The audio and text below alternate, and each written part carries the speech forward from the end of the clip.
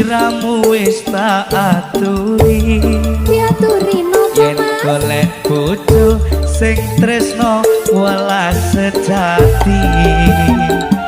pungkasane sliramu digawe lara ora wurung saiki wis dadi rondo nanging piye mas kabeh mau wis kepacot ibarat bubur apakah dadi sego mula ketonku iki tanpa